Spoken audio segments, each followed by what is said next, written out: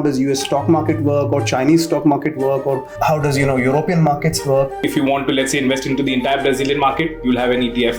You want to invest into the entire China market, China tech, also you have an ETF. Can you give us a view on what sort of taxes are there and how do they differ from Indian taxes right now? For example, Make My Trip listed there, Alibaba listed there. There's a Brazilian company called Nubank that listed there. Through that, you get exposure to, let's say, for example, Adidas, which is listed in Europe. Okay. Louis Vuitton, also listed in Europe. Right. You get access to a bunch of Asian companies as well. Hi friends. More and more Indians are investing in global markets, for example, US, China, Russia, and so on. Therefore, it becomes absolutely important for us to understand the nitty-gritties of global markets. For this, I have today invited Mr. Viram Shah, who is the founder of Vested, a global platform that is allowing Indians to access global assets, including global stocks. Viram, thank you so much for joining in me today. It's my pleasure, Rahul. Thank you for having me. Absolutely fantastic. There are a lot of questions about global markets, Viram, and I want to start from the fact that you founded Vested back in 2019, if I'm not wrong. So it's been around 6 years now? Yeah. Today's our 6-year anniversary, in fact. Oh, brilliant. So I wanted to ask you, what trends have you seen in the past 6 years? Are you seeing more and more Indians investing in global markets? Or what sort of assets are they preferring when it comes to global markets? What's the trends have you seen in the last 6 years? So it has very much evolved, Rahul, since we started. And in fact, when we began, the most frequent question we used to keep getting from customers from the India investor base is this even legal? Can I, legally under India regulations invest internationally? Sure.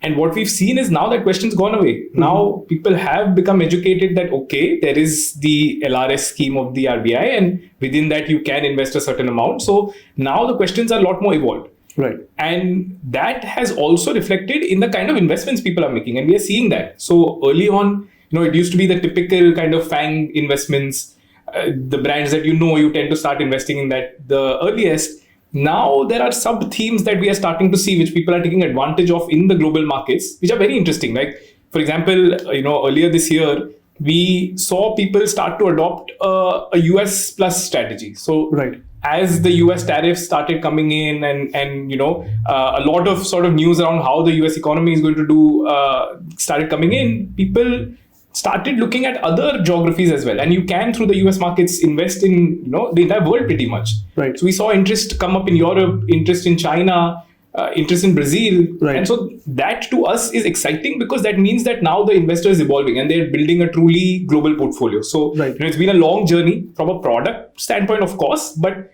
just from an investor awareness and investor sort of decision making, we have seen that evolution and it's very exciting to see. Right. So when you say people are now investing, let's say, in Brazilian market or Russian market or Chinese market, you mean to say that any assets that are actually in Brazil, for example, but if they are listed on US exchange, Indians are able to buy it, sell it on the US exchange, and therefore US market is giving you a route to go into various other markets. Is that what you're saying? Correct. So that's one way. So there are 2-3 ways you can get exposure to the global markets through the US. One is, let's say, a company listed only directly in the US exchanges, right? So, for example, Make My Trip listed there, Alibaba listed there. There's a Brazilian company called Nubank that listed there. Mm-hmm. So that company itself is trading on the US exchange. So that's how you get exposure to that country.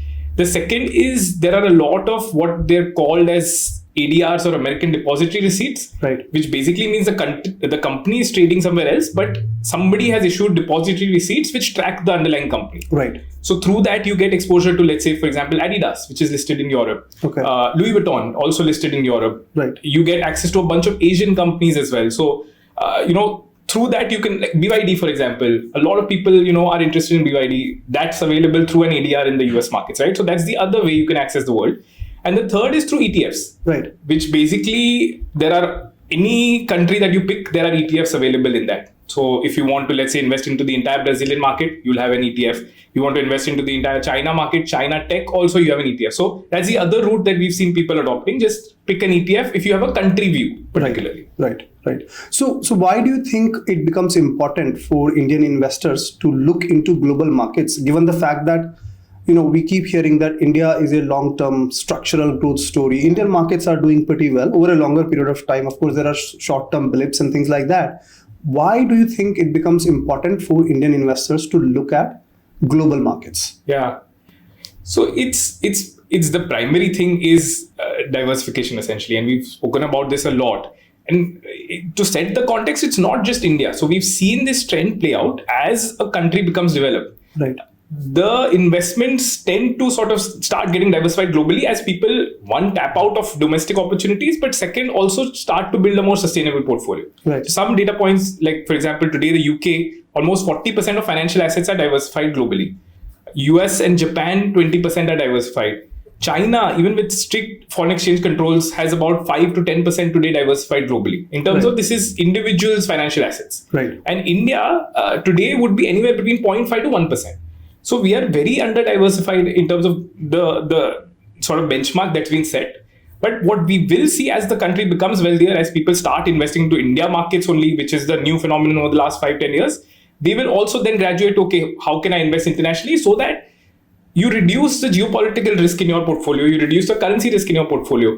Today we talk a lot about how the world is going to become multipolar, right? Where there is not just one leading economy, there are going to be multiple leading economies. Right. And so I always talk about how our investment portfolio needs to become multipolar. You cannot just be one country and depend on that entire country's growth to grow your wealth, right? You get a lot of opportunities globally. So, just to reduce the geopolitical risk, you have to start investing. If you look at it purely from a return standpoint also, some folks just look at returns only. Now, if you look at the last 1 year in India, the returns have not been that great, right? But if you look at multiple countries globally, there are countries that are given 30%, Poland's given 30%, 40% in other countries as well. Colombia is one very well-performing country, where the US itself has also done, the stock markets have done well, right? So if you want to insulate your portfolio from, returns that are not performing in 1 year, you build a global portfolio. So you get your 10, 12, 13, 14% from equities on a sustainable basis. Right. So that's one. The last one is the currency sort of hedge, right? Which, we are all, of course, building wealth in rupees on a consistent basis. But if you look at that wealth's applicability on a global level, because the rupee is depreciating, where when we started off in 2019, it was around 70 rupees. Mm-hmm. And today it's now 86, 87, right? So, even if you hadn't done anything, just kept dollars, you would have gotten 3-4% in return on a year-on-year basis. So, to make sure that your wealth is globally relevant, especially people who may have, expenses globally, you want to make sure that you have some assets diversified globally. Right. So having said all of that, but Rahul, it's not that people invest 100% of their wealth globally. And that's not what we also talk about when we are educating folks. It's more that you have your majority portfolio here in India and you get an advantage of the India growth story, which is very much there. Mm-hmm. You diversify a certain percentage, right? And that percentage can range based on the person's familiarity with global companies versus their life situation as well. So it ranges from 5 to 20 to 30%. But that ensures that, you don't have all your eggs in one basket. So that's the reason essentially people start looking. Right. If that's the case, Viram, one thing that I also feel is that there are more and more mutual funds or ETFs that our Indian AMCs are launching. Yeah. Right. Again, I don't want to name them here, but they are investing in, let's say, US market, for example. Right. There are enough ETFs, there are mutual funds that are directly investing in the US stocks, for example. So that is one route that investors can take. So why not take that route? Because that's the simplest route, is the question that I keep getting asked, rather than learning about, how does US stock market work or Chinese stock market work or how does, European markets work. Yeah. That's a very simple instrument that people can go and invest. Yeah. And that's a valid point. And I think this is the same way to think about it today also. If you're investing in India, why one would invest through a mutual fund versus through a demat account or into direct stocks through a demat account, right? Sure. I think the advantages of the direct route are that you get a lot more flexibility in terms of building your portfolio, right? So if you want, let's say now if you really believe in AI and you want 3 or 4 companies to place your bets on, then you can do that through the direct route. Otherwise, through a mutual fund, you may not have those options. Right. What you also get is the opportunity to play into a lot of different themes, countries that otherwise, today's mutual funds may not be giving you the option to do. Right. So one of the interesting themes that people in the middle got very interested in, like how can we get exposure to sort of oil, right? Now, there is no global oil equipment ETF or mutual fund available in India, but there are ETFs available on the US exchanges. So, some of these themes you get an opportunity to invest into through the global markets by going direct, which you otherwise don't get. Again, having said that, the mutual fund route here is a great way to start. If you're looking at just, I don't want to very much hands off, just put a small SIP, I want to get international diversification. That's a good route. That's no issues. The challenge today is the cap, the 7 billion cap. But apart from that, that route is good enough. And some folks will like that. Others who like to have more control, want to build a sort of diversified portfolio across opportunities they can spot, they go the direct route. Right. So what you're essentially saying is that if you invest directly in, let's say, US market, your asset universe could be a bit more wider. Correct. Okay, as compared to if you're just narrowing down to only few mutual funds. Yes. And you also touched upon the $7 billion limit. What's that? Can you please elaborate on that? Yeah, so basically the RBI has set a limit in terms of the overall mutual fund industry, how much it can invest together in the international markets. And so that limit was set a long time back, and it was at an industry level at a $7 billion, which got crossed, in fact, quite some time back. It has not been revised yet, and in all likelihood, it should be revised, but we haven't heard much yet. So is that one of the reasons that you cannot go and buy mutual funds now, because the AMCs are not taking any fresh investments? Exactly. So fresh investments are paused. I think ETFs had another $1 billion that they could invest, but that also now is nearing that completion. So that route is become a little more restrictive at this point in time. There are retail mutual funds coming out of GIFT City now, but that's still a phenomenon that will play out. Right. Okay. So if somebody were to, let's say, invest directly in US stock market, and let's say they want to buy XYZ stock that is listed on, let's say, NASDAQ exchange. And if they were to, let's say, do a buy or sell, let's say through Vested. I'm taking Vested as an example, but walk us through what are the charges, because, whenever you're doing any transaction, every little charge adds up into your cost, right? So what type of charges would be there? Yeah. So, we've spent quite a bit of time trying to streamline all of this. When we started off, there used to be crazy, account opening fees, maintenance, there used to be Forex, different kinds of Forex fees, all of that. We've now tried to standardize that very much. So there's anybody who's getting started investing should know that there are two fees. One is Forex fees. Basically, you're converting rupee to dollar and you're bringing dollar back to rupee. Right. So every time you do a cross-border transaction, there's a bunch of work that goes on behind the scenes at the bank level, at our level, to do anti-money laundering checks, all of that. And there are fees associated with it. It cannot be zero. If you're doing a domestic payment, you don't pay any fee, but cross-border has fees. Now, today what we've done is we've partnered with a lot of banks and brought those fees down, because now we're at volume. The banks essentially are okay giving us better rates. Right. So when we started off, it used to be like 1,000 to 2,000 rupees fixed fees per transaction. Anytime aap paisa bahar bhejo tabhi. And then there was a Forex fee, which is the Google rate that you see. There is a markup on top of that. Right. So you mean to say exchange rate?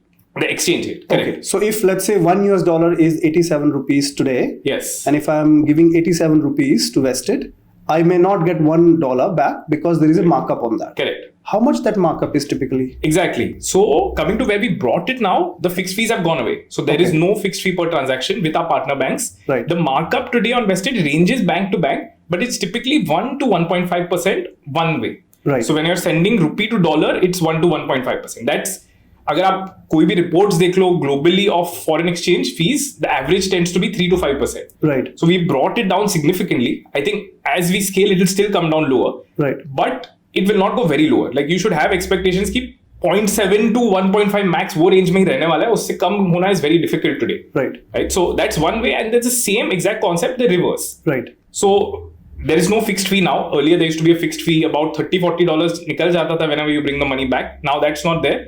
It's basically whatever, let's say you're saying I want to withdraw $1,000, that $1,000 will get converted at a Forex rate which has a 1 to 1.5% markup. Right. So both ways you can say I pay 2 to 3% as fees in Forex. Right. Now the point is you don't send and withdraw on a monthly or even for some folks yearly basis. आप एक बार भेज दो, you can buy, sell how much ever you want, and then you bring it back maybe 3 years back, 3 years later, 4 years later. So your 3% of that money is getting spread across a 3 to 4 year period, Right. in which the rupee typically depreciates 3% every year. Right. So just the act of converting in a year itself, you make the money back because the rupee typically depreciates. Right. So that's the Forex piece of it. And then the other only fee is you pay a brokerage. Right. And we have two plans. So today we charge 0.25% if you're a basic customer. And there's a max per trade of $35. And if you're a premium customer, we charge 0.15%. Right. Of the trade value. Of the trade value. Right. So basically two charges, Forex charges, which is more exchange rate driven. And second is the brokerage charges. Right. That is anyways there in the industry whenever Yes. you're using any platform. Yeah. Right. And how does this entire flow works? So let's say I go to Vested platform today and I access a particular ETF in US and I, let's say, place an order for 10 units. Yeah. What's happening to that 10 units? Where is it being stored? Like we in India have, we call them demat accounts. Yeah. How's the value chain and how's Vested place in between this chain? Can you just make us understand that? Yeah, so it's actually very interesting. And we also understood over time. Basically, it's a very different kind of ecosystem the way it works in the US. The US follows what's called a custodial model. Right. India we have the depository model where you have CDSL and SDL, where your demat accounts are opened and your shares are held in a depository. In the US, what happens is there is a broker and there's a custodian. Right. So you would be coming, let's say, to Vested. So Vested itself is a FINRA registered broker. However, we work with a clearing broker. So there are these large firms in the US that clear because the volumes are massive there. So you typically work with a clearing firm, right? So we work with a firm called Drive Wealth, who's a large clearing firm handling sort of millions of trades on a daily basis. They are also the custodian. So they would be holding the shares as well. There is no concept only of a demat account. Okay. There's the same exact structure that a US resident is also investing through. So it's not like, because I'm investing from India, I get a different structure. No, it's the exact same thing that a US resident is also investing through, where you have a broker and you have a clearing and a custodian member. Right. Both of these entities are there. The custodian holds the shares. Cash is held at banks. So banks are the ones who hold, and there might be multiple banks who hold the cash. And whenever you come in and you place a trade on Vested, that gets sort of cleared on a T+1 basis, and then it settles, and then you can deposit, withdraw however you want. So if I, let's say, transfer $100 to Vested account, it's not being held by Vested. It's held by a bank in US. Exactly. Okay. And if I buy ETFs through US stock exchange, my ETF units are held with Drive Wealth. Correct. Who's a custodian? Okay, who's the custodian? Yes. And if I were to sell it, then so basically Vested is facilitating these transactions, buy and sell, but not really holding my cash. Correct. And is also not holding my ETFs or whatever Right. units I'm buying. Right. So what happens if there is an issue with Vested, for example?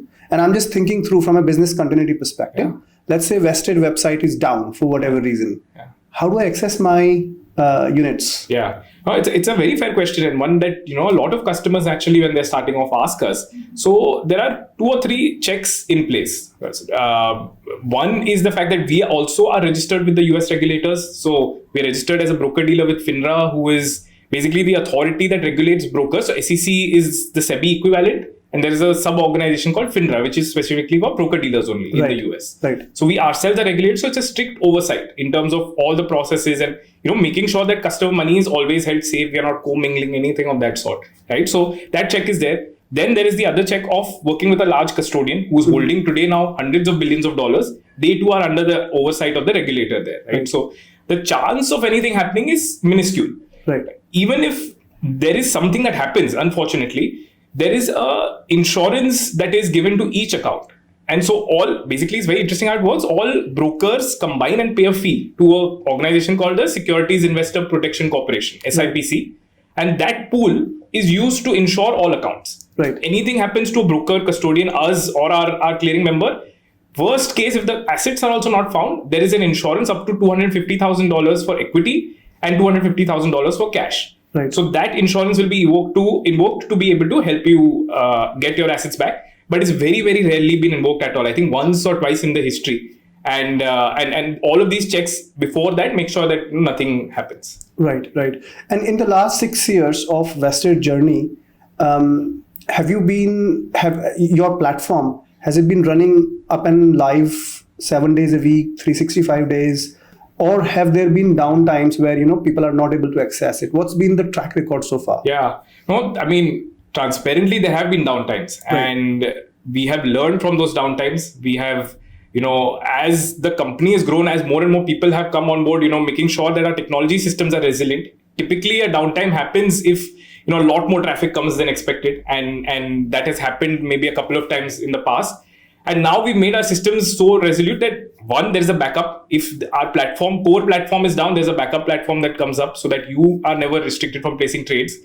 You can reach out to us and we can also place trades on your behalf while there is a downtime. And of course, making sure that, nothing happens to the system. So now there are 2 or 3 ways in which we've made sure that this doesn't happen again. So that's really good, Viram. I also wanted to understand if any Indian were to open a direct account with a broker in US versus going via vested. Yeah.